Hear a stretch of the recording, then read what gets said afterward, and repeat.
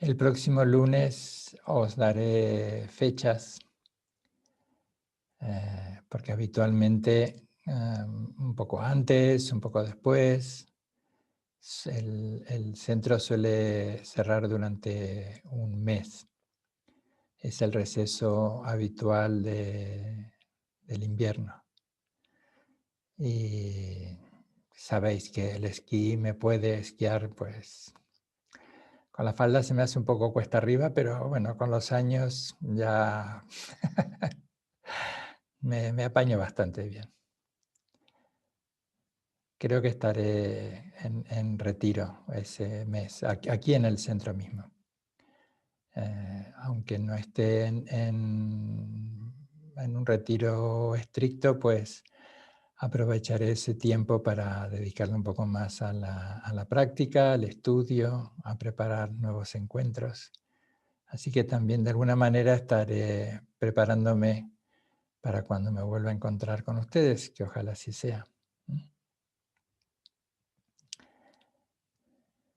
Buenas tardes, Consuelo. Estos encuentros de los lunes, o en estos encuentros de los lunes, hemos ido tocando diversos temas.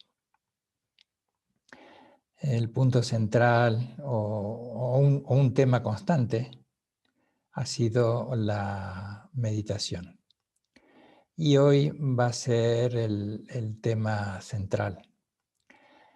Hemos tocado diversos temas en estos meses en los que nos hemos estado conectando, aunque con algún intervalo del verano, pero prácticamente desde marzo, desde el comienzo de la pandemia, desde el confinamiento, antes que se hiciera de manera tan estricta, ya estábamos conectándonos. Así que durante todo este tiempo, creo que todos hemos comprobado, algunos ya lo conocíais y otros pues os vais familiarizando con ello. Esto que es bastante común, que hay veces que parece que el Dharma nos habla directamente a nosotros. A todos nos ha pasado que hemos salido de una enseñanza, incluso a veces llevamos las manos a la frente y decimos, me está leyendo la mente, o me está leyendo el corazón. Pero esa es nuestra sensibilidad y al mismo tiempo esa sensibilidad que está pues tal vez erosionada, más sensible por alguna situación en particular. Y es no solo la sensibilidad, sino que esa sensibilidad se encuentra con la riqueza del Dharma. Entonces, eso hace que pareciera que a veces nos está hablando de manera directa. Salimos muy convencidos de que la enseñanza ha sido dirigida para nosotros, para mí en particular, para uno en particular.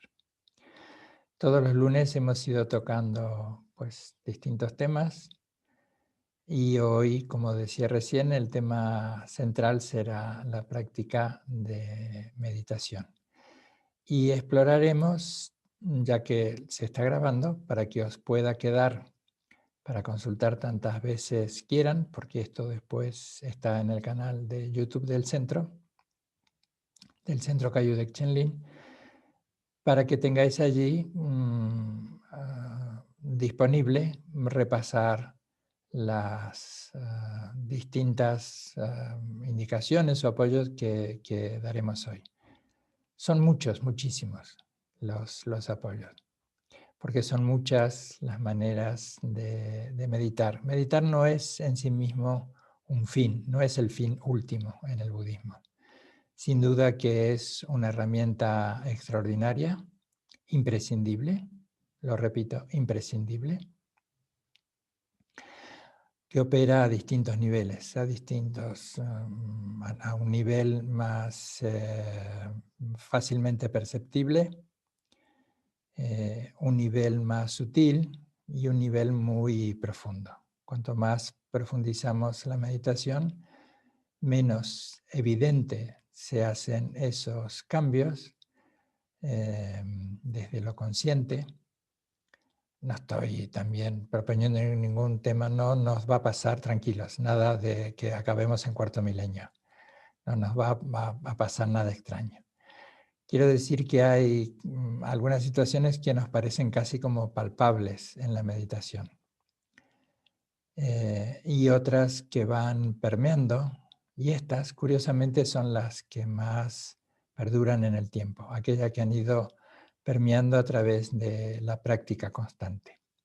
Y van, si lo vemos desde el punto de vista de las ciencias contemporáneas, como tejiendo un nuevo cableado, por decirlo en palabras muy simples, nuevos patrones neurocognitivos, nuevos patrones neuronales, que van afianzando una modalidad en particular y que suelen ir desactivando la modalidad contraria. Esto es lo que desde hace 20 años los científicos, entre ellos Richard Davidson, que varias veces he nombrado aquí, pues acuñaron el término de la neuroplasticidad del cerebro. Esta cualidad que tiene nuestro cerebro de ir modificándose. Eso pues implica tiempo, implica decisión, implica constancia, pero ese es un recurso que está presente en todos nosotros. El Dharma, el budismo, que viene desde el fondo de los tiempos, pues de forma empírica, lo que hoy se enuncia en un lenguaje muy contemporáneo, de manera empírica, experiencial, pues ha ido desarrollando esos métodos para afianzar esto que las ciencias hoy contemporáneas pueden describir de otra manera. Por eso la motivación siempre es un elemento necesario. Cada uno puede hacerlo en sus propios términos, pero entendemos en el budismo que toma refugio fundamentalmente generar la bodhicitta. Bodhicitta es esta palabra compuesta por dos elementos que podríamos decir la unión de la mente y del corazón. Podríamos decir también de la mente y el corazón en sus aspectos más superficiales y no con esto menores. Quiero decir, la mente superficial es nuestra capacidad de razonar, de reflexionar, vincular información, proyectar, repensar, etc. Nuestro corazón, nuestra sensibilidad, nuestra emocionalidad, nuestra ternura, nuestra calidez, nuestra sensibilidad, pero también hace alusión, y esta es tal vez la acepción más profunda de lo que es bodhicitta, hace alusión a acercarnos, a habitar, vamos a utilizar este término, esa mente que la vamos a escribir con mayúscula, al absoluto, a eso como quiera que le llamemos, a esa esencia auténtica, innata, es decir, no nacida, por lo tanto, está allí absolutamente disponible a condición que nos dirijamos a ella. Y ese dirigirnos a ella no es tanto un recorrido de los habituales, de ir del punto A al punto B, sino nos dirigimos a ella a través de la motivación. Por eso despertamos también el corazón, el por qué, el para quién. Luego vendrá el cómo, que es lo que estaremos trabajando un poco. Pero esta idea de acercarnos a esa naturaleza auténtica que no necesita de ningún otro soporte, que está constantemente accesible y está siendo. Entonces decía que en el contexto del Dharma tomamos refugio en el Buda, en el Dharma y en la Sangha, lo hemos explorado muchas veces, que más allá de una fórmula obligada o una fórmula que fuese obligada de enunciar, es una invitación para que vayamos acortando esa arbitraria separación de sentirnos tan distinto de Buda. Por eso, en esta tradición, como en tantas otras, todos los elementos que componen un templo son un recordatorio constante de lo que es nuestra naturaleza. Es como si dijéramos, si estaríais aquí o en cualquier templo budista, todos los objetos que encontráis en él, las estatuas, todas las imágenes, incluso como en nuestro altar, los cuencos, las ofrendas, en definitiva, todo lo que está dentro del templo, son como pequeños espejos, vamos a verlo de esta manera, que están reflejando una cualidad de nuestra naturaleza auténtica.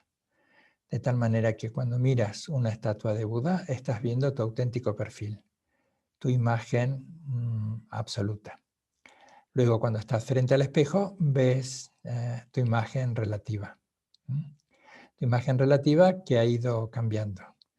Y os voy a dar una noticia, no es el espejo el que se arruga, somos nosotros, ¿no? Que el espejo siempre está muy bien, está lozano, si hay algunos cambios, pues los está reflejando. Así que no os empeñéis en querer planchar el espejo, cambiarlo, que está reflejando lo que está sucediendo.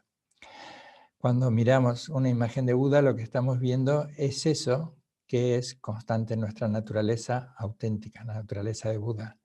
Ese fondo, ese principio de bondad, de sabiduría, que al no necesitar de ningún apoyo para expresarse, no necesita de ningún apoyo como el yo pequeño, no necesita de ningún apoyo como la cercanía afectiva, el parentesco, nuestras relaciones personales, y por lo tanto tampoco se ve empañada. En todo caso, lo que se empaña o lo que se activa es esa suerte de puertas que vamos abriendo y cerrando, y que es nuestra agenda personal. Algo, por otro lado, muy humano, porque estamos condicionados por unos tipos de relaciones que siempre estamos a la espera de algo. Y es muy natural, eso es parte de nuestras relaciones. En general siempre son relaciones de intercambio. A veces son más en una dirección, los mayores hacia los más pequeños. A veces tratan de ser en una relación más uniforme, de un intercambio igualitario, al menos eso se pretende. Las amistades, las relaciones más íntimas. A veces nos sentimos abrumados, otras veces nos sentimos abandonados, y en base a eso también actuamos. Es como si estamos todo el tiempo trabajando con el crédito, con el haber y con el debe. La naturaleza última de la mente es algo que no se verá ni motivado a expresarse ni limitado en su expresión. Eso es lo incondicional. Y por lo tanto, esa incondicionalidad es lo que puede abrazar a lo condicionado. Y vuelvo a reiterar, cuando hablamos de lo incondicional y tal vez nos vengan a la memoria situaciones desafortunadas y algunas de ellas muy graves, acerquémonos a las menores, vayámosle sacando músculo a esta idea, porque la incondicionalidad no tiene que ver con los hechos, por lo tanto no los aprueba, tiene que ver fundamentalmente con el que expresa esos hechos. Podríamos entender en episodios menores, incluso en nuestra propia historia personal, que muchas veces hemos sentido un impulso que ha sido más fuerte que nuestra voluntad, que nos ha llevado a dañar, aunque más no sea con unas palabras destempladas, groseras, o con un silencio que crea abismos y separación, porque también nosotros nos sentimos dolidos y heridos, que hay como una reactividad emocional. La intención de practicar entonces esta manera de autoobservarnos y de autorregularnos, de meditar, es lo que irá promoviendo un acercamiento, una gestión que concuerde un poco más, que concuerde más con nuestras aspiraciones, de aportar armonía, bienestar para unos y para otros. Que meditar, estudiar y practicar las enseñanzas del Buda, que hay muchísimos aspectos que pueden ser compartidos por budistas o no budistas. Luego hay algunos que resuenan mejor en aquellos que nos sentimos convocados en la totalidad de lo que es el Dharma, Y hay otros tantísimos aspectos que pueden ser compartidos por absolutamente todos. Y estos que estamos explorando son esos territorios comunes. Porque estudiar, conocer las enseñanzas del Buda, practicarlas, es trabajar con la enorme riqueza y el extraordinario potencial de nuestro corazón y de nuestra mente. De allí el primer punto, otra vez lo recuerdo, generar la bodhicitta en el comienzo de nuestra práctica. Porque ¿a quién no le gustaría de forma constante ser una persona serena, una persona amable, compasiva, con un corazón lleno de ternura? Yo creo que si digo levantad la mano, todos lo haríamos, ¿sí? Sin duda todos nos gustaría, pero no siempre nos resulta sencillo. Nuestra mente suele estar muy ocupada consigo mismo. Nosotros solemos estar muy ocupados con nosotros mismos. Y si analizáramos esto, hay muchos motivos para validar que es importante que estemos ocupados por nosotros mismos, y seguramente encontraremos algunos otros argumentos que veremos que cuando ese estar ocupados con nosotros mismos, lo que a veces decimos sobre identificación, o ese ensimismamiento, mirarse el ombligo, vamos a decirlo más rápido, más sencillo, pues trae consecuencias más graves, menos graves, pero no pasa desapercibido ni para unos ni para otros. Y cuando esta preocupación no se ve satisfecha de manera inmediata, pues somos muy reactivos. Surge a veces la desilusión, la ansiedad, el enfado, la recriminación, el desprecio, la agresividad, a veces hacia nosotros, todo esto.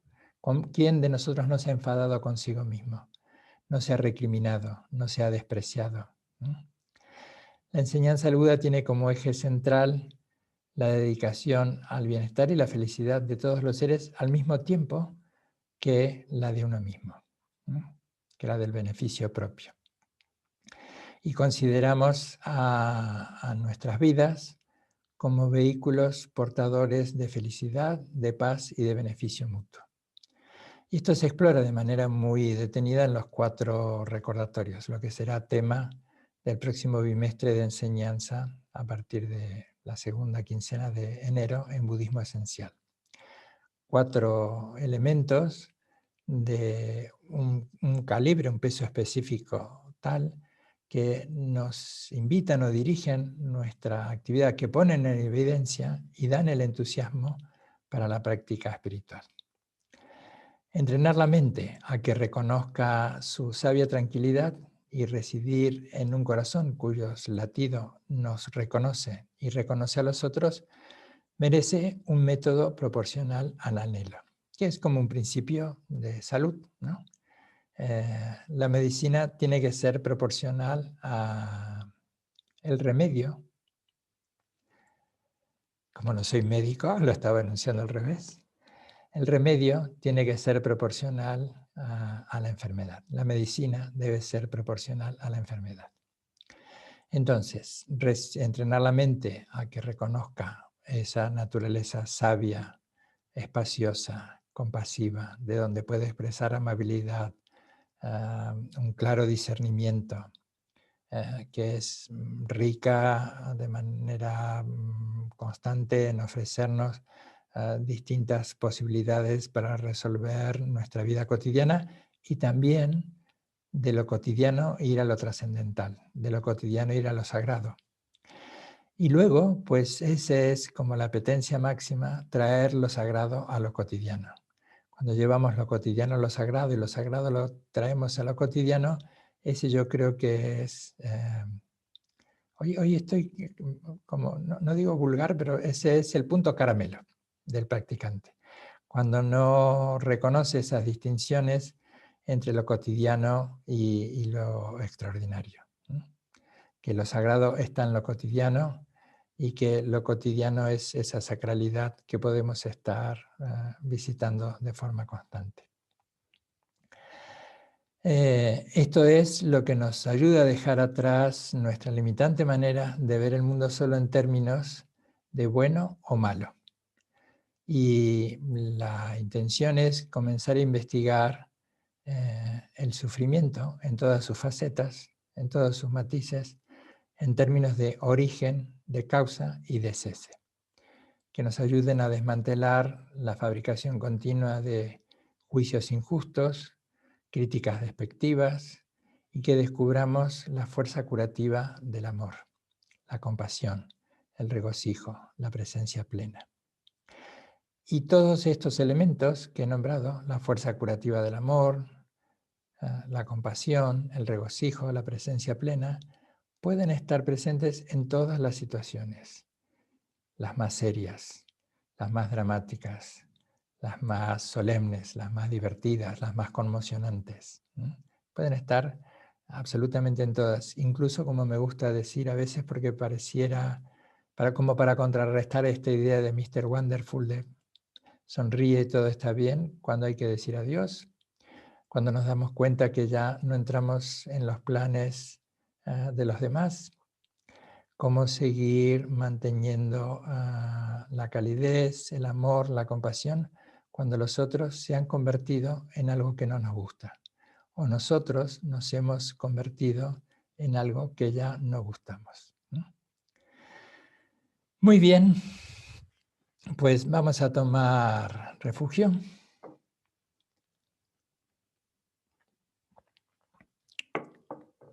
Y vamos a dedicarnos un poco más a la práctica. Tomo refugio en el Buda, en el Dharma y en la Sangha hasta alcanzar la iluminación. Que por la práctica de la generosidad y demás virtudes trascendentales pueda alcanzar la iluminación para el beneficio de todos los seres sensibles. Que todos los seres puedan alcanzar la felicidad.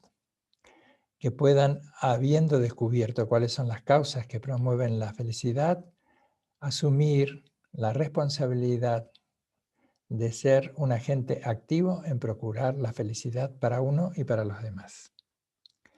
Que todos los seres puedan abandonar el sufrimiento, que puedan conocer con precisión cuáles son las causas que originan ese sufrimiento y que asuman este compromiso también, este doble compromiso, de no convertirse en agentes, no convertirnos en agentes activos del dolor, del sufrimiento de los demás.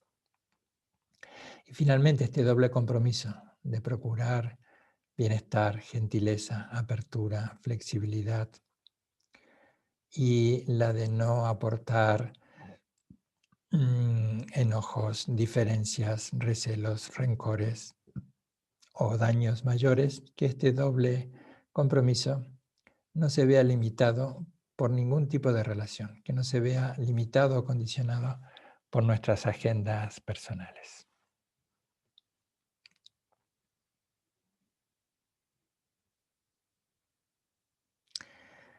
Muy bien. Si hacemos un esquema muy elemental, a riesgo de... un segundito, que esto es lo que había olvidado hacer. Muy bien.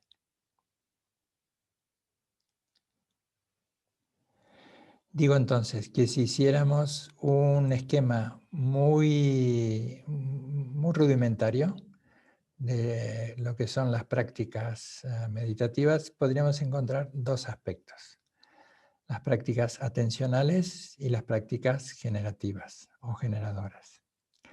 Las prácticas atencionales son todas aquellas que solemos definir en principio como shiné o shamatha. Las prácticas atencionales son todas aquellas que van dirigidas a ejercitar esa capacidad de autoobservación que tiene la mente. No es que haya dos mentes, sino que esa propia capacidad que tiene la mente de observarse a sí misma y de permanecer en ese reconocimiento. Los métodos son múltiples, los soportes son múltiples. Ahora volveré a ellas. Las prácticas generativas o las prácticas generadoras, como queramos llamarle, son aquellas en las que, habiendo establecido en un principio ese punto constante de atención, podemos utilizar el pensamiento, el recuerdo, la motivación, el lenguaje hablado, verbal o pensado para generar amor, compasión, alegría, ecuanimidad, por resumirlos en los 4 pensamientos inconmensurables. Pero también la generación en las prácticas generadoras o en las prácticas generativas, estas extraordinarias cualidades que laten en nuestro corazón son también el punto de apoyo. Y esto es lo que, en un extremo, por poner un punto geográfico, las prácticas del Vajrayana, lo que conocemos como budismo tibetano, son el ejemplo más claro de ello, donde se encuentran todos los elementos que se han estado cultivando previamente y que se siguen cultivando y al que se suman otros elementos. El budismo tibetano, pues el budismo Vajrayana valora mucho dirigir en una misma, dirigir en una, hacia un mismo anhelo, en una única dirección, a nuestro cuerpo, a nuestra palabra y a nuestra mente. En todas las prácticas del Vajrayana estarán presentes muchísimos elementos que ellos mismos son, por un lado, un recordatorio de la nobleza y de las cualidades de nuestra mente última, y además un soporte para permanecer en ese recordatorio. Pero volviendo a este esquema tan rudimentario que estaba dibujando de las prácticas atencionales y de las prácticas generativas, pues yendo a estas primeras, y esto es un poco lo que nos pasa a todos, la idea de tener un soporte, un punto de apoyo, se suelen poner muchas imágenes. Una de ellas es así como el pescador sujeta su barca con una cuerda cuando ha acabado su faena, su día, sujeta a su barca con una cuerda al muelle para que el ir y venir de las olas, el ir y venir de las mareas no se lleve su barca y la encuentre allí al día siguiente. Pues el meditador, su cuerda, para mantenerse en ese punto de claridad de atención, son los distintos soportes. Los distintos soportes pueden ser la respiración, el contar, un objeto externo, un objeto sutil. Habitualmente se suele comenzar con un objeto externo. Se suele comenzar con un objeto externo y ese objeto externo que sea voluminoso, de unas formas muy nítidas, muy marcadas y de un color oscuro. La idea casi ese soporte es como una metáfora de cómo podemos en ese elemento tan evidente llevar una y otra vez nuestra mente a ese punto, a estar allí atenta. Y no es que estemos vigilando como nuestra bicicleta en el parque para que no nos la roben, sino que lo que tratará de contrarrestar ese soporte es lo que nos pasa, aún siendo meditadores experimentados, nos pasará en mayor o menor medida a todos, que es la distracción. He recibido algunos comentarios que hacían mención a esto. Algunos suponen que alguna situación de estrés o de grandes trabajos pues hacen que no puedan permanecer atentos al soporte, pero vamos a recordar estos 3 puntos, 3 maneras de decir lo mismo, que ya varias veces lo he dicho. El Buda hablaba de la mente del mono, Santa Teresa hablaba de la loca de la casa y las ciencias contemporáneas hablaban de que el modo por defecto de la mente es la dispersión. Lo que nos suele ocurrir, y esto sí cuando nos acercamos por primera vez a la práctica meditativa, es que comprobemos ese estado disperso constante de nuestra mente. Es también un elemento tributario de nuestro desarrollo evolutivo. De hecho, de manera no consciente, nuestra mente está registrando miles de unidades de información y va seleccionando aquellas que considera más relevantes. Un ejemplo muy, muy común. Si estás con hambre y vas por la calle, lo único que verás serán restaurantes. ¿eh? Si estás enamoradillo, pues estarás viendo gente guapa. Si vas buscando ofertas, pues encontrarás escaparates o vidrieras con elementos interesantes. Quiero decir con esto que lo que podemos llegar a descubrir nuestras primeras veces es que la mente es absolutamente, que en la mente es absolutamente volátil la capacidad de permanecer atento a una única cosa. Aunque a veces expresamos o experimentamos mucha atención, pero está relacionada con el hacer. Si estoy pintando, si estoy leyendo, si estoy cocinando, si estoy haciendo, es bastante probable, muchos lo hemos experimentado, que me abstraiga y no hay otra cosa más para hacer que eso. Brillante. Pero cuando queremos observar y contemplar y ejercitar cualidades mayores de nuestra mente que van más allá de esa atención a lo que se está haciendo, pues comprobaremos la dispersión habitual de nuestra mente. Y eso en general nos suele defraudar. De hecho, tantísimas veces hemos dicho o hemos escuchado, yo no sirvo para esto, soy muy nervioso, yo no puedo meditar. Esto sería, por ponerlo en términos cercanos, de yo no sirvo para conducir. ¿Sabes conducir? No. ¿Por qué no aprendes? Porque no sirvo. ¿Sí? Como si para aprender a conducir ya debieras saber conducir. Como si para meditar ya supieras meditar. Lo que encontraremos es, en principio, esa constante dispersión. De hecho, uno de los tantos ejemplos que se pone es, tienes que comportarte como un adulto lo hace con un pequeño cuando le quieres dar de comer, que el pequeño está todo el tiempo distrayéndose y tú estás allí con la cuchara una y otra vez, una y otra vez, una y otra vez, tratando de atraer su atención para que coma su papilla. Así que eso es lo que estaremos haciendo durante el primer tiempo. Descubriremos que nuestra mente es inestable, puede estar en un principio escasas milésimas de segundo atenta al soporte. Vamos a poner imaginariamente que nuestro soporte es la respiración y estará unas escasas milésimas de segundo. Pero, aquí viene un pero a nuestro favor. Cuando recuperas o te das cuenta de la distracción, eso es un ejercicio de la atención.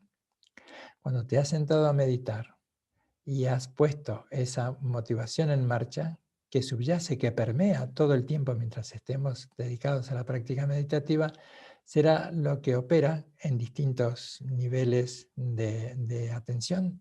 Por esto hablábamos hoy en la invitación de 3 tipos de pensamientos discursivos, ¿no? Lo que compartíamos en esta imagen de hoy. Y hay 3, se suelen describir 3 maneras en que la mente puede ir reconociendo sus distracciones, desde lo más burdo hasta lo más sutil. Pero antes de ponernos a meditar, lo que quiero repasar es este punto, ¿sí? Nadie lo está haciendo mal, todos lo estamos haciendo lo mejor que podemos, y el hecho de que comprobemos la dispersión de nuestra mente tal vez sea por primera vez porque es un producto de dedicarnos a observarla de manera premeditada. Que la distracción de nuestra mente está constantemente activa, pero que no siempre le hemos prestado atención porque solemos bailar al mismo ritmo de la dispersión de nuestra mente. En unos más o en otros menos, pero en nosotros o en otros podemos ir viendo esta continua labilidad atencional que estamos haciendo una cosa a otra. Quien en el corto recorrido desde su escritorio a la cocina se olvidó a lo que iba, terminó guardando el libro en la nevera y trayendo al escritorio el yogur, por poner un tonto ejemplo. Que en un corto recorrido, pues las distracciones nos llevan a torcer o tuercen, ¿sí? nuestra propuesta, lo que nos hemos propuesto. Valga esto como ejemplo para revalorizar que en nuestra práctica espiritual, en esta idea de acercarnos a un corazón auténticamente compasivo, pues para que no nos distraigan de nuestros anhelos, los habituales recorridos erráticos de la mente, lo vamos entrenando. Entonces, que ya llevamos casi 35 minutos, vamos a ejercitarnos con un soporte.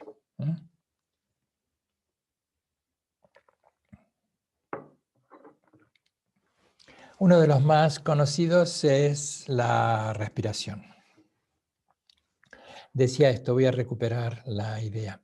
Se suele comenzar, vamos a imaginar que hoy comenzamos un retiro de 3 meses. Sería estupendo, ¿verdad? Sí. Estaríamos meditando durante un par de semanas, durante un tiempo, con un objeto externo. Ese objeto externo, visible, pues allí con una presencia incontrastable, en su forma, en su aspecto, ¿sí? En un trazo muy definido, se irá cambiando. Si el objeto tenía un desarrollo horizontal, después se buscará que tenga un desarrollo vertical. Los colores se irán haciendo cada vez más claros, como una metáfora de que vamos a ir trabajando con soportes cada vez más sutiles. Las formas ya no serán tan nítidas, podrán haber elementos irregulares. Luego se puede trabajar, se pueden poner otros soportes como una vela, la llama, que aunque haya pocas brisas, se está allí moviendo. Vamos recurriendo a esta capacidad que tiene la mente de ir respondiendo a nuestras exigencias, de ir haciendo el soporte más sutil, porque hay una relación proporcional y directa entre el soporte y la atención que te obliga, cuanto más sutil es el soporte, más te encuentras obligado a prestarle atención. Imagínate andando en la calle o cuando tienes que andar y cruzar un puente, un estrecho puente, que a lo mejor no tiene unas barandas seguras, que tienes que prestar mucha atención para mantener el equilibrio. Así que allí estará toda tu atención. Luego se suele pasar, si estamos trabajando con la luz de una vela, a veces se suele poner la vela por detrás, por delante un espejo para que esa vela se vea reflejada en ese espejo. Otra vez, la misma intención, que sea cada vez más sutil, porque con eso también nos vamos acercando a la sutileza que tiene la mente de poder observarse a sí misma. Luego el otro paso es la atención en la respiración. Uno de los primeros es la respiración en el abdomen, porque hay un movimiento acompasado que es más evidente. De hecho, a veces para los que tienen dificultad para poder percibir ese movimiento de expansión y contracción, se les dice que pongan la mano en el abdomen si están tumbados. Un libro, yo no suelo recomendar que se tumben, pero yo particularmente en cuanto me tumbo, me duermo, ¿sí? Ese es un deporte, el tumbing, que me luzco. Si hubiera una disciplina olímpica, pues sacaría medalla. Entonces, de hecho, la postura, la espalda recta, los hombros relajados, a una misma altura, que estén al mismo nivel, el mentón ligeramente erguido, la cabeza ligeramente atrás. Se suele decir, imagina que hay unos largos pendientes que quieres descansar sobre tus hombros. Además, como otras veces hemos explorado, la presencia, la dignidad, la postura, y hay elementos sutiles que muchas artes orientales como el Qigong, el Tai Chi Chuan, las medicinas ayurvédicas, tibetanas, chinas, pues describen con mucha precisión, y también los aspectos más profundos de las meditaciones yógicas hablarán de canales, energías sutiles. Basta saber, para nuestro conocimiento ahora, que hay una predisposición particular que no es tangible, pero que nos puede ayudar el hecho de mantener una postura que al menos respete estos pocos puntos. Dicho esto, vamos a dedicarnos unos minutos a mantener la respiración en el abdomen. ¿Sí? durante, no sé, unos minutos, 5 o 10 minutos, vamos a estar manteniendo nuestra respiración en el abdomen. ¿He podido ser claro? Si no, me podéis mandar un mensajito a los que estáis por YouTube o me podéis mandar un mensaje a los que estáis por Zoom a través del chat. El chat, por si no los conocéis, los que estáis en Zoom, pues depende del... si estáis usando ordenador, tablet o móvil, suele estar arriba, abajo. Si mueves el cursor, se despliega una pequeña barra y te aparece el típico dibujito del diálogo y ahí chatear. Muy bien, pues good luck, allí vamos. Y recuerda esto, estos 3 elementos que luego los vamos a explorar. Paciencia, porque vas a comprobar que te distraes, pero recuerda que cada vez que reconoces la distracción estás ejercitando la atención. Paciencia, muy bien Carolina. Paciencia, sí. Constancia y buen humor. Porque, bueno, voy a dejar de hablar un rato. Vamos a practicar un poco. La atención la llevamos a la respiración. Vamos a hacerlo.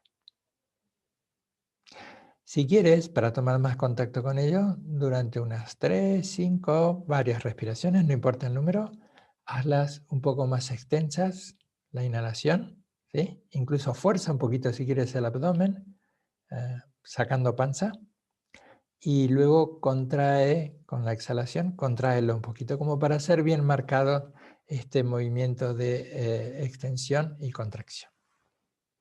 Luego simplemente deja que la respiración suceda.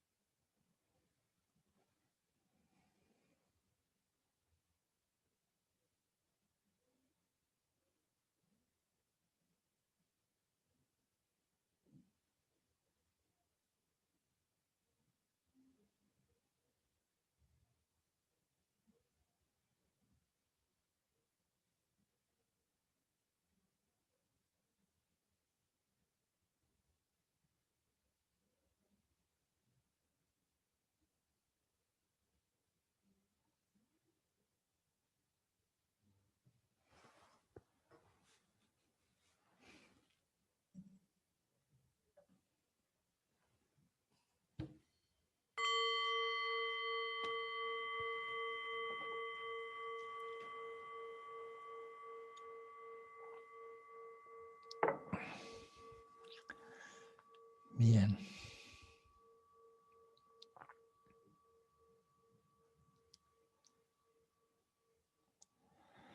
Todas las descripciones que se puedan hacer no son un recorrido único en el que se pueda, por ejemplo, si analizamos muy brevemente esto que se llaman los 3 niveles del pensamiento discursivo, en el que en el primer nivel, por decirlo de alguna manera, de las distracciones del pensamiento discursivo, veremos que el pensamiento discursivo, nuestros recuerdos, las valoraciones, esa tendencia constante de la mente, como decía Santa Teresa, la loca de la casa, que se la pasa hablando todo el tiempo, si cocina habla, si barre habla, si abre la ventana, si cierra la ventana, está todo el tiempo hablándonos, pues ese pensamiento discursivo es más fuerte que nuestra atención. El primer nivel de distracción del pensamiento discursivo tiene mucha más fuerza por la familiaridad que tenemos, tiene mucha más fuerza que la atención. Y esto suele generar, como decía, decepción, irritación, enojo, frustración. Así que el primer elemento que podemos poner, ya que hoy hablábamos de 3 niveles de pensamiento discursivo y de otros 3, no sé si antídotos o elementos a tener en cuenta, es la amabilidad. De hecho, la amabilidad es un bello destello de nuestra naturaleza auténtica. El enojo, el desprecio, el rencor, la recriminación son también destellos oscuros de nuestro yo pequeño. De nuestro yo pequeño que está a veces tan creído de sí mismo porque es tan eficiente en tantos aspectos de la vida, sobre todo de la vida funcional, de la vida operativa, que no puede entender que ahora no estén respondiendo la mente a su propia voluntad. Esto es más fuerte que nuestra voluntad. La voluntad en todo caso es la disciplina de sentarnos a meditar, pero no le puedes decir a la mente quédate quieta, cállate o para. Mejor dicho, sí, claro que le puedes decir. El asunto es lo que luego sucede y lo más seguro es que no te haga caso. Incluso es a veces como más contraproducente, es como querer callarla a gritos. Cuanto más le gritas que se calle, pues más alborotada estará. Así que el primer pensamiento o el primer punto el primer nivel de las distracciones del pensamiento discursivo es esto que puede desatar una tendencia a ser muy severo con nosotros mismos, incluso que nos puede llevar a dejar la práctica meditativa. Y atención, porque a veces puede ser la excusa perfecta que estábamos buscando. Es como si a mí me enviaran al gimnasio, que a mí me aburre soberanamente todo lo que sea, no me atrae en absoluto ir al gimnasio, pero un día he accedido porque, bueno, porque lo pensé, me lo pagaron, me invitaron, bien. Pero luego encuentro la excusa perfecta. La música está muy alta, hay mucha gente, hay poca gente, hay pocos elementos, menos elementos, pero en realidad es un punto de apoyo para decir no voy, porque no es que luego cambie de gimnasio, directamente ya no voy más al gimnasio. Entonces esto a veces nos pasa también el cojín, que es muy alto, que es muy bajo, que si la sala es oscura, que si la sala es muy clara, que si la ventana está cerrada porque hay que abrirla, que si hay incienso, que si no hay incienso, bien. Entonces, dejamos esa severidad, que es precisamente uno de los elementos que distorsionan, o esa recriminación, ese punto de agresión hacia uno mismo, que es uno de los puntos que queremos trabajar para acercarnos a este destello, a esta expresión de la naturaleza de la mente, que es muy simple, la amabilidad. Así que puedes entender que la crítica es un obstáculo para la meditación, que la severidad es un obstáculo para la meditación. Así que la amabilidad. Yo me acuerdo que los primeros tiempos en los que meditaba, y cada tanto lo sigo recordando, que me decía a mí mismo, había encontrado esta fórmula: llueve. Cada vez que descubría la distracción, llueve. Si la distracción era muy grande, decía, ¿cómo está lloviendo? Y si esos días en que la mente estaba muy agitada, muy agitada, decía, Dios mío, la que está cayendo. ¿Mm? Porque este es el punto fundamental. En general, cuando nos acercamos a la meditación, prefabricamos cuál va a ser el resultado. Una mente calmada, relajada, amorosa, la mente en blanco. Va a ser una experiencia de gozo y de plenitud. Meditar puede ser aburrido, puede ser desafiante, irritante, puede ser que de tanto en tanto pues, se despliegue un momento de cordura, de sensatez, que nos sintamos abrazados por una expresión amorosa que todo lo sostiene. Bien, pero no lo persigas, porque eso es, si eso se ha dado, no lo persigas porque es como querer sujetar tu sombra. Es como si ilusoriamente tienes una jaula y dices, voy a encerrar el espacio. Y has cerrado la jaula y crees que has encerrado al espacio. Pero es simplemente una ficción a la que puedes sentirte como muy satisfecho, pero no deja de ser un juego ilusorio más de la mente.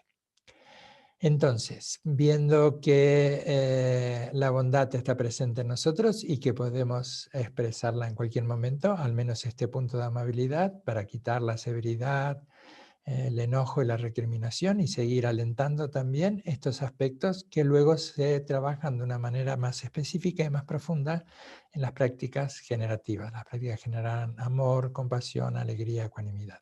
Algunas de ellas hemos hecho semanas atrás. Vamos a otro pequeño soporte. La idea no es que estés cambiando en una misma sesión de meditación, ni siquiera en una semana, ni siquiera casi en 2 semanas, un mes. Que tengas un elemento como soporte y trabajes mucho con él. Hemos trabajado con el abdomen. Vamos a otro soporte que es muy común, que es el de contar. Que este para un principio está bien. A veces yo también lo utilizo esos días en los que me encuentro espeso, que todo me cuesta. Hoy por la mañana, por ejemplo, o ayer domingo, ha sido un día en que todo me costaba mucho más, hasta las cosas más simples. Estaba grabando un vídeo que tenía que enviar una colaboración para una revista y estuve horas y horas, horas y horas, horas y horas repitiendo las 4 primeras frases. Nunca he desplegado tanta creatividad para confundirme con 4 tontas frases. Ahora, un día espeso. Entonces, en un punto, pues nada, me senté también a meditar y utilicé esto que estoy compartiendo ahora, que es contar. Entonces, vamos a entender que inhalar y exhalar va a ser una unidad. La respiración simplemente la observamos y mientras inhalas y exhalas, te vas diciendo mentalmente 1. Cuando comienza otra vez la inhalación y le da paso a la exhalación, te dices 2, ¿sí? Un ciclo completo de inhalar y exhalar es una unidad. 1, inhalo, exhalo. 2, inhalo, exhalo. Nos podríamos proponer llegar, por ejemplo, a 7, ¿sí? Y si vemos que nos hemos distraído, pues ejercitando la amabilidad, volvemos al primer conteo, 1. No es importante llegar al número que nos hayamos propuesto, 7, 11 o 21. Es simplemente un elemento más, un recordatorio. Resumiendo, un ciclo completo es 1, cada uno se propone el número 7, 21, 11, el que fuere. Y cuando descubre que estamos 1, 2, 3, espero que mañana no haga tanto frío, que pasado, pues 1, 2, 3. Allí vamos.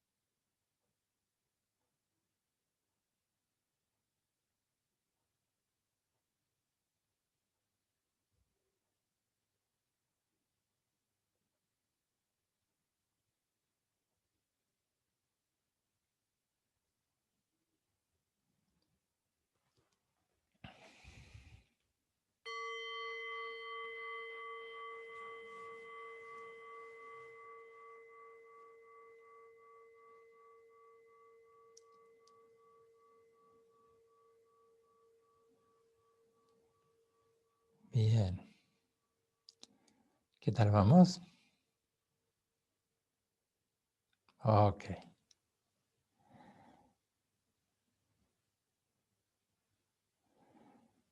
Hemos dicho que el primer nivel de distracción de los pensamientos discursivos es muy evidente. Bien, todos bien por allí también. Estupendo.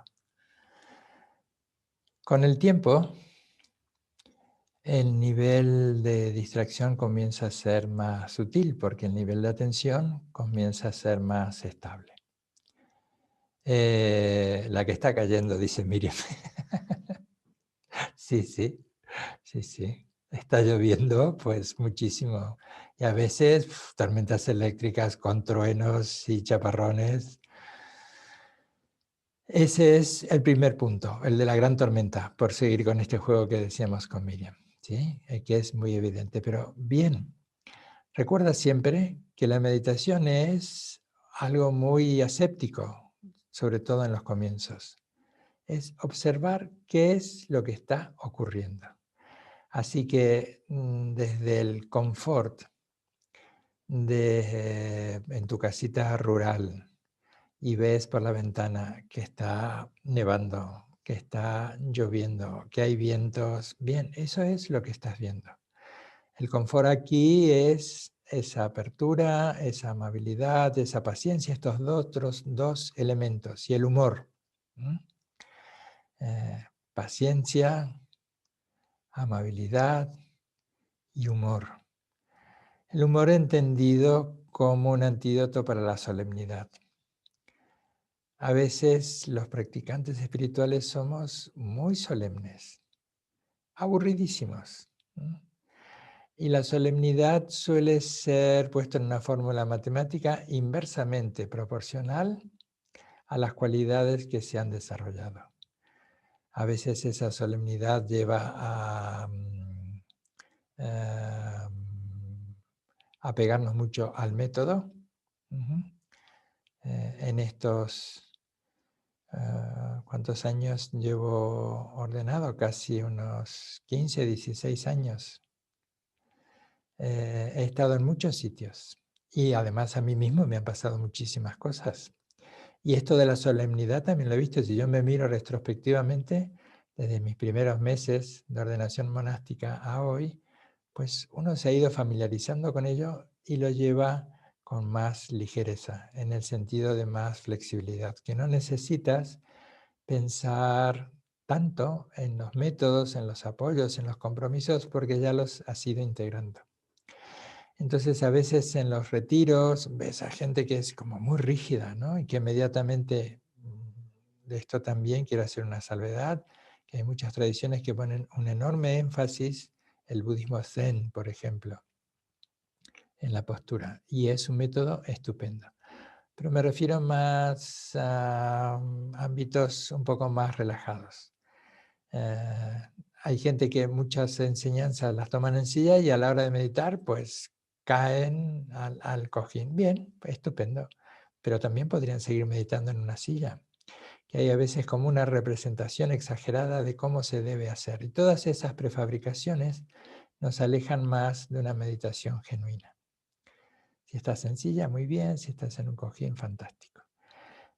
Vuelvo otra vez a la carretera principal. El primer nivel de pensamientos discursivos en el que comprobamos que la mente no puede estar atenta a sí misma más que unas escasas milésimas de segundo. Y esto es lo que nos sucede a todos. Así que lo primero que desarrollamos es paciencia. Y la paciencia es la que nos hará volver una y otra vez a nuestro soporte. La amabilidad. Reconocer que eso es lo que estamos descubriendo. Recordar siempre que la meditación en un principio en sí misma no tiene ningún propósito más que descubrir qué es lo que está sucediendo. ¿Estás feliz meditando? Pues eso es lo que está sucediendo. ¿Estás aburrido? Pues eso es lo que está sucediendo. ¿Estás irritado? ¿Estás que te llevan los demonios y que te estás diciendo qué hago aquí con la cantidad de cosas divertidas o cantidad de cosas que tengo que hacer? Eso es lo que está sucediendo. Suceda lo que suceda, con paciencia, con amabilidad y con humor, pues permanecemos en nuestra propuesta de los minutos o de las sesiones o del retiro que hayamos decidido encarar. Un segundo nivel más sutil es el que reconocemos de manera un poco más pronto, la distracción. Vamos a poner, no sé, un tonto ejemplo. Es como si descubrieras en un principio la distracción cuando ya te has leído casi un libro entero. Ahora reconoces la distracción cuando has leído unas pocas páginas, ¿sí? El primero es, no reconoces, me corrijo, no reconoces la discursividad de la mente porque nos hemos fundido cognitivamente con esa discursividad y entonces no nos estamos dando cuenta que hemos dejado atrás nuestra propuesta de estar atentos al soporte. Ahora media un tiempo menor. Bien, pero otra vez, cuando reconocemos la distracción, paciencia, amabilidad y humor. Esta vez el soporte que vamos a hacer es contar muy rápido. Nos podríamos proponer contar de 1 a 10 o de 1 a 7, lo que querramos, en la respiración. En la respiración, perdón, me voy a corregir. Mientras inhalo. De 1 a 10, muy rápido, mientras inhalo. De 10 a 1, tan rápido como conté la inhalación cuando exhalo. A ver vuestras caritas, si he podido explicarme. De 1 a 10 mientras voy inhalando. 1, 2, 3, 4, 5, 6, 7, 8, 9, 10. Mientras voy exhalando. 10, 9, 8, 7, 6, 5, 4, 3, 2, 1. ¿Sí? Si queréis, podéis hacer un tiempo menor. Llegan las rebajas. Las rebajas antes que del Corte Inglés. De 10 vamos a poner 5. Vale, 5, 7. Pero otra vez esto, no se trata de desarrollar una habilidad circense, de puedo contar hasta 15 o hasta 20. Es una referencia que no la ponemos. Pero tiene que ser muy rápido, no es 1, 2. La propuesta es de 1 a 9, de 1 a 10, de 1 a 11, muy rápido. Y en el sentido inverso, descendente, sin dientes, descendente, cuando cuando exhalo. Lo vamos a hacer. Allí vamos.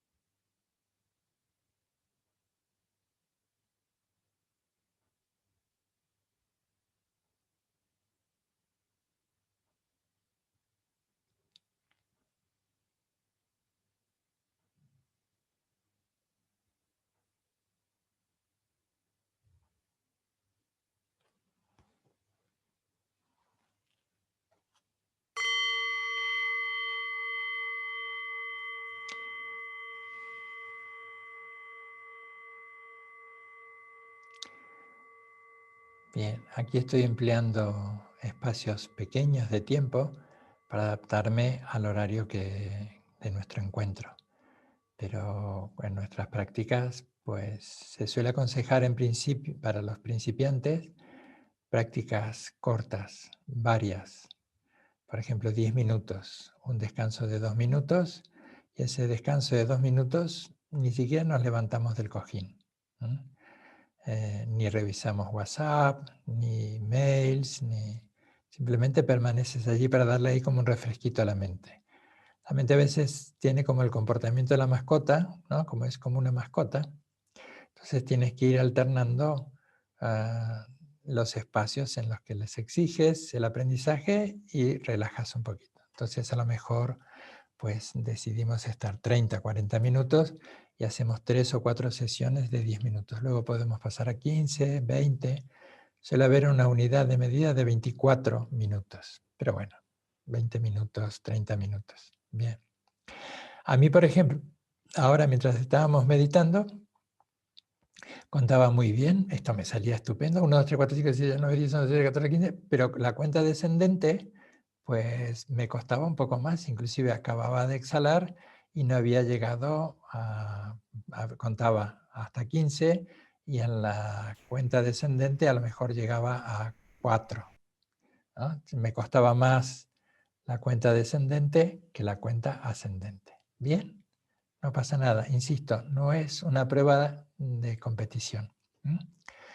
Entonces, si quieres, también puedes decir, bueno, a lo mejor voy a contar lo mismo que hasta donde llego en la exhalación. O a lo mejor está poniendo en evidencia que los ritmos de inhalación y exhalación son distintos. Que a lo mejor hay un tiempito más en la inhalación que en la exhalación. Insisto, siempre son soportes, ayudas, que eso en sí mismo no aporta nada. Lo otro que podemos hacer contando es contar 1 cuando inhalamos, 2 cuando exhalamos, 3 al inhalar, 4 al exhalar. Repasando un poco, habíamos dicho una unidad por cada ciclo completo de inhalar y exhalar. Luego contábamos rápidamente de 1 a lo que quisiéramos mientras inhalábamos y descendía la cuenta descendente. También puedes hacer la misma cuenta ascendente cuando inhalas y la misma cuenta ascendente cuando exhalas. ¿Sí? Insisto, resalto, métodos. No hay ninguno mejor que otro. Y es bueno pasar por todos. Incluso a veces nos alientan a que trabajemos con los que más nos cuesta, con lo que más nos irrita, con lo que menos nos gusta, con lo que más nos incomoda. Y ahora vamos a meditar también durante unos minutos, contando 1 al inhalar. Vamos a tener una cuenta progresiva, 1 al inhalar, 2 al exhalar, una unidad por inhalación y exhalación. ¿Comprendido? Sí. ¿Viviana, has entendido? ¿Sí? ¿No? No, no has entendido. Cuando vamos a ir contando 1, 2, 3, 4, ¿sí? 1 mientras inhalo, 2 al exhalar, 3 al inhalar, 4 cuando exhalo. Eso es. Ok, allí vamos.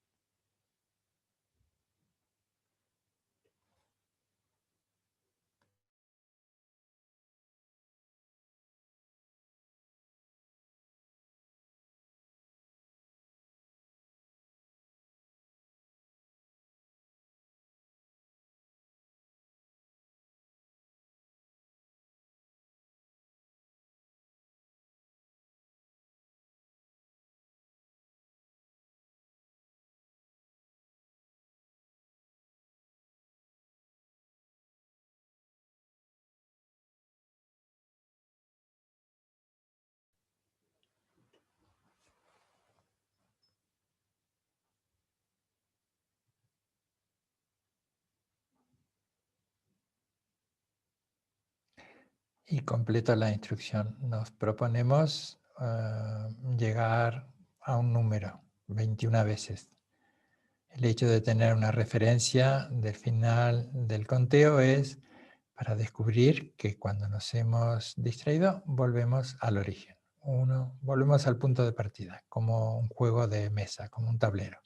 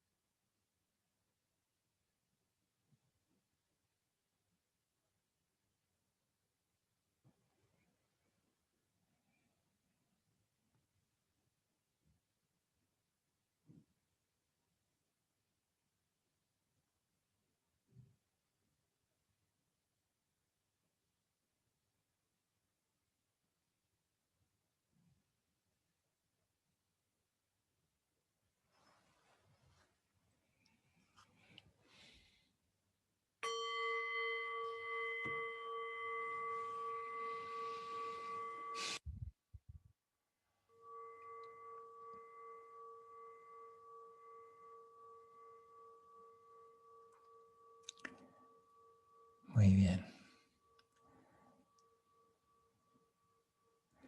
Vamos a recordar estos 3 niveles del pensamiento discursivo. El primero es muy evidente y muy activo. La distracción, el pensamiento discursivo, pues tiene mucha fuerza y arrastra nuestra débil atención. Luego podemos ir reconociendo un poco antes que estamos distraídos. Vamos escuchando los sonidos, vamos teniendo las sensaciones físicas de temperatura, presión, lo que podamos percibir. y vamos reconociendo que nos hemos enzarzado, enredado en discusiones sobre ello o en valoraciones sobre ello, y volvemos más rápidamente a la atención, al soporte. Y un tercer nivel es cuando simplemente somos capaces de estar acompañando lo que está sucediendo, todo lo que percibimos, sonidos, sensaciones táctiles, de temperatura, de olor, olfativas, pero nuestra atención es más constante. Nuestra atención puede convivir en ese darse cuenta, en esa apertura, en ese punto de claridad que percibe, y además no solo percibe lo que está experimentando, sino que percibe mucho antes esa tendencia de la mente a etiquetar, a ponerle nombre, porque es lo que sabe hacer y lo que funciona también en la vida cotidiana. Hay una forma, hay un nombre. Con esa forma y ese nombre voy a desarrollar una relación emocional cercana, distante, atractiva, amenazante, desconocida, propiedad, es mío, es del otro, no es mío, lo quisiera tener. Y en cualquiera de los casos siempre nos estaremos acompañando con la paciencia, la amabilidad y el humor. Y estos tres puntos, junto con los otros, pero sobre todo estos tres puntos, es lo que llevamos a nuestra vida cotidiana. Donde quiera que estemos, pues tratamos de rodear todo lo que nos sucede con paciencia, con amabilidad y con humor. Sin duda que habrá situaciones en las que el humor, pues a lo mejor no es el modo más adecuado de relacionarnos con lo que está sucediendo, pero la paciencia y la amabilidad siempre. Una última indicación es repetir el número mientras estamos inhalando. Por ejemplo, mientras inhalo, repito el 1, ¿no? Inhalo, 1, 1, 1, 1, 1, 1, 1, 1. Estoy exhalando. 2, 2, 2, 2, 2, 2, 2, 2, 2, 2. Inhalo. 3, 3, 3, 3, 3, 3, 3, 3. Exhalo. 4, 4, 4, 4, 4, 4, 4. Inhalo. 5, 5, 5, 5. Exhalo. 6, 6, 6. Bien. Hay varios métodos más, muchos más, pero yo creo que con estos, a veces también en un nivel un poquito, cuando uno ya está más estabilizado, puede decirse un pequeño, a veces se suele tener una pequeña expresión que acompaña el reconocimiento de la distracción. Hay, ops, la que quieras. Reconoce la distracción. De hecho, alguna vez decía que hay algunas enseñanzas de Dzogchen, meditaciones más avanzadas, que sugieren que el practicante ría cuando descubre la desatención. Olviden que he dicho Dzogchen, no he dicho Dzogchen. ¿Sí? Si me llevan a declarar, yo no he dicho Dzogchen. Hay en algunas indicaciones en las que el practicante debe reír, porque hay allí también un desarrollo de canales aéreos sutiles, y además este otro punto de combatir la solemnidad, de desarrollar la amabilidad, la paciencia. Entonces también puedes decir simplemente un gesto, ay, ops, ¿sí? Un chasquido de dedo, lo que sea, reconoces allí la distracción y eso es fortalecer la atención. Pero también vamos a recordar esta otra idea. A ver si... Eso es. Voy a compartir pantalla.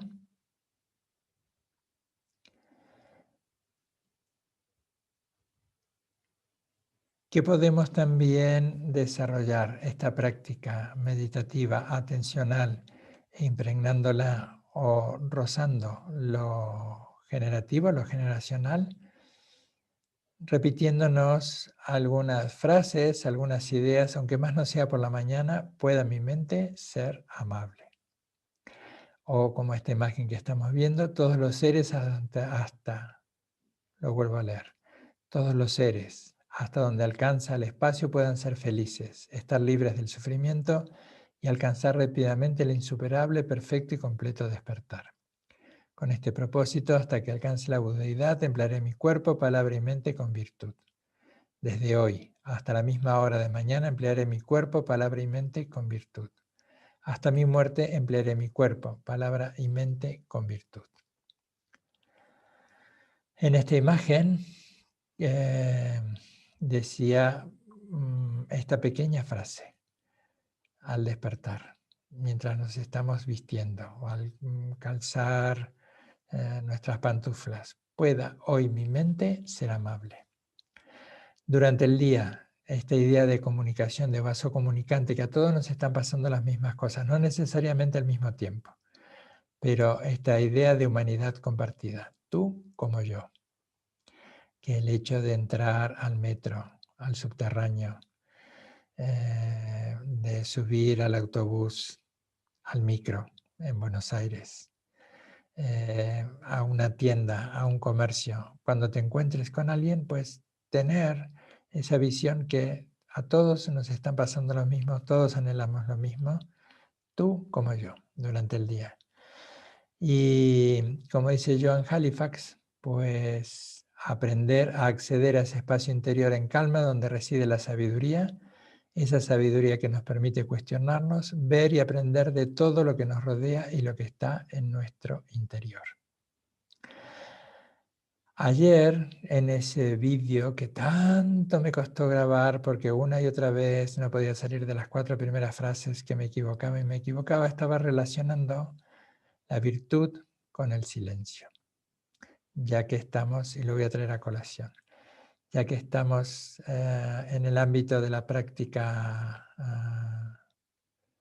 sentada, en silencio, vamos a comprender que el silencio está poblado de virtud, que la esencia del silencio es la virtud. La esencia del silencio es la virtud. La esencia del silencio es la calidez, la compasión, la amabilidad. Ayer lo relacionaba con la virtud.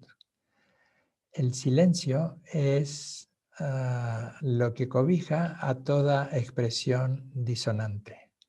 El silencio es lo que puede cobijar a toda expresión altisonante. El silencio es lo que puede contener a toda expresión sonora que promueve el rencor, la diferencia, el enojo, la desafección. Porque el silencio es mayor que cualquier conflicto. Por eso lo puede alojar, es hospitalario, es amable.